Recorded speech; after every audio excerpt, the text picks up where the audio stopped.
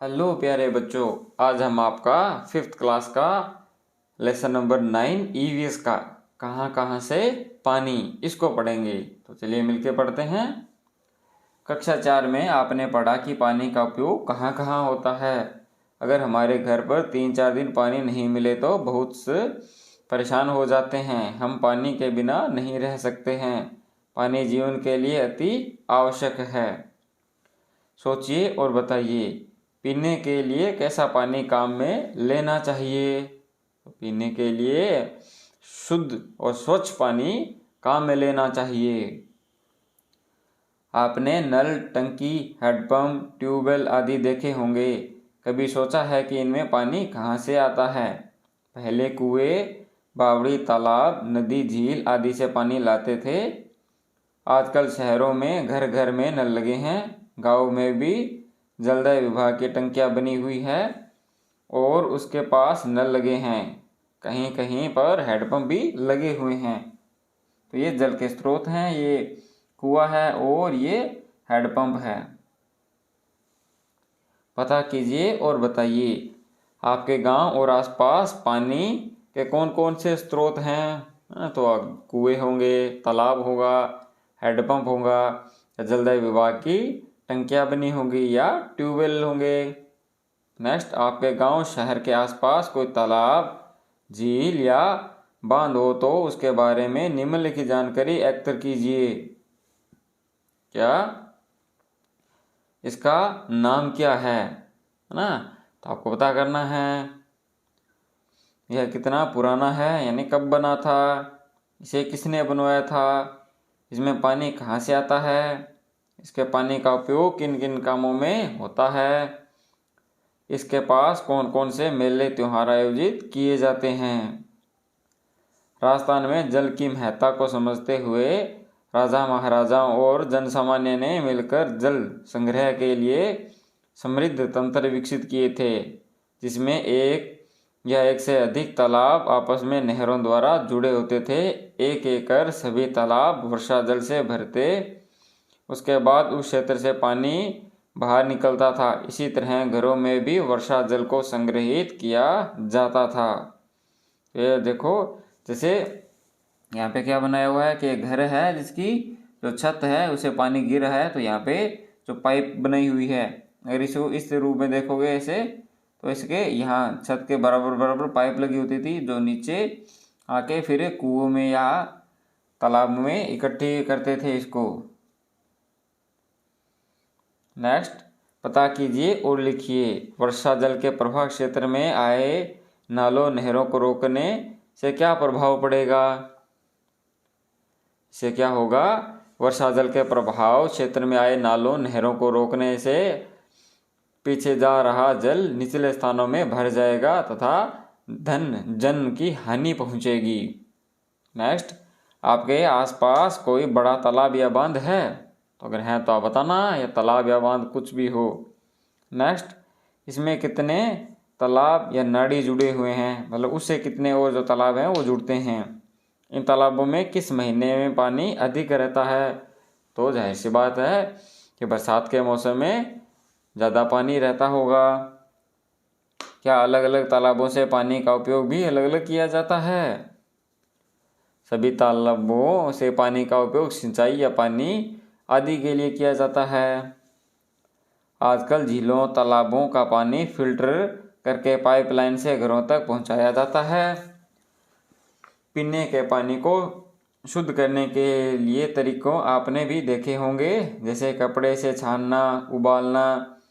आजकल मशीनों से भी पानी को फिल्टर करते हैं। शुद्ध एवं स्वच्छ पानी पीने से अनेक बीमारियों से बचा जा सकता है। झील तालाबों के पानी को फिल्टर क्यों करते हैं। झीलों तालाबों का पानी किन किन कारणों से दूषित होता है। आपके घर में जल का शुद्धिकरण किस प्रकार किया जाता है। तो फिल्टर क्यों लगाए जाते हैं, ताकि दूषित पानी को रोक सकें।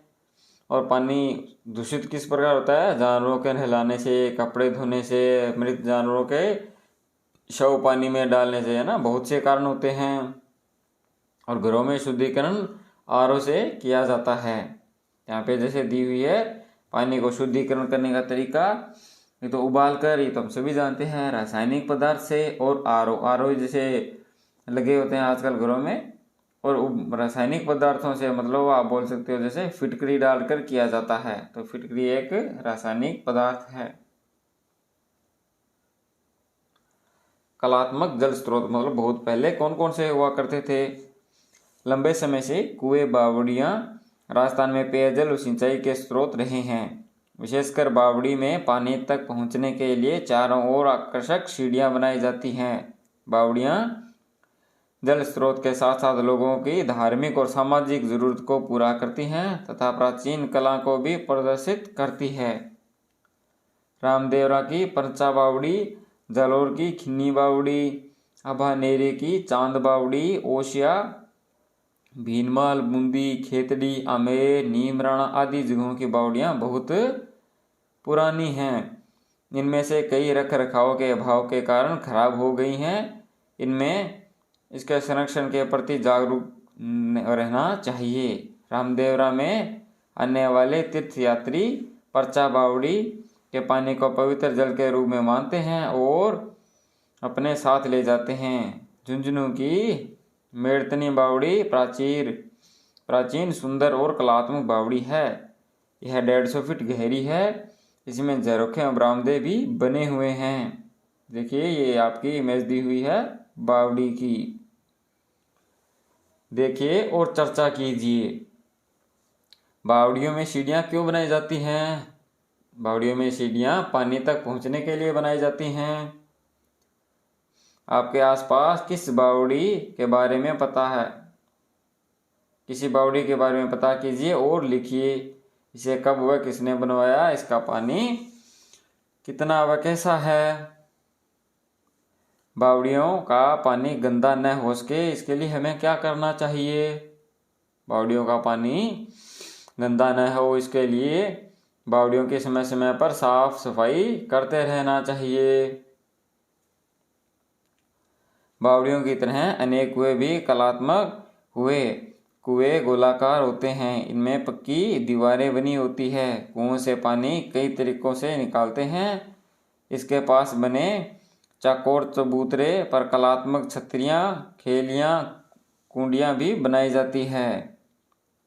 तो ये इमेज दी हुई है तालाब का दृश्य है। सोचिए और बताइए कुएं और बावड़ी में क्या अंतर है? तो ये कुएं में सीढ़ियाँ नहीं होती है ना, और बावड़ी में पानी तक पहुंचने के लिए सीढ़ियाँ बनी होती है। कुएं में पानी कहाँ से आता है? तो कुएं में पानी जमीन के अंदर जल स्रोतों से आता है। चित्र में जो तालाब दिखाया गया है क्या उसका पानी पीने योग्य है? देखिए ऊपर तो नहीं, क्यों? क्योंकि इसमें है जो बच्चे नहा रहे हैं, है ना, और दूसरी इमेज में देखिए जो जानवर है उसमें नहा रहे हैं, तो वो पानी पीने योग्य नहीं है। पेयजल स्रोत किन किन कारणों से प्रदूषित हो रहे हैं? जानवरों के नहलाने से, कपड़े धोने से, गंदगी फेंकने से, मृत जीवों को जल में डालने, आसपास सफाई न करने आदि कारणों से गंदे हो रहे हैं। पेयजल स्रोतों का पानी साफ करे रहे इसके लिए हमें क्या क्या करना चाहिए? पेयजल स्रोतों में गंदगी नहीं डालनी चाहिए। इसकी समय समय पर सफाई करते रहना चाहिए। जल स्रोतों में जानवरों को नहीं घुसने देना चाहिए। नेक्स्ट, समय के साथ बढ़ती जनसंख्या के लिए पानी की आवश्यकता की पूर्ति हेतु नदियों पर बड़े बांध बनाए जाने लगे। जैसे बांसवाड़ा में माही नदी पर और कोटा में चंबल नदी पर बांध बनाए गए। ये विद्युत उत्पादन के साथ सिंचाई और पेयजल के स्रोतों के रूप में काम आते हैं।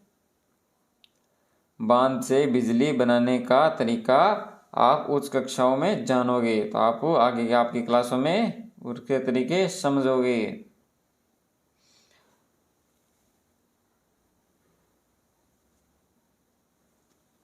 हमने सीखा, क्या सीखा? कुएं बावड़ियाँ हमारे जल स्रोत हैं। हमें हमारे जलाशय एवं उसके आसपास की जगहों को साफ रखना चाहिए। बांध सिंचाई, विद्युत उत्पादन एवं जल स्रोतों के रूप में काम आते हैं।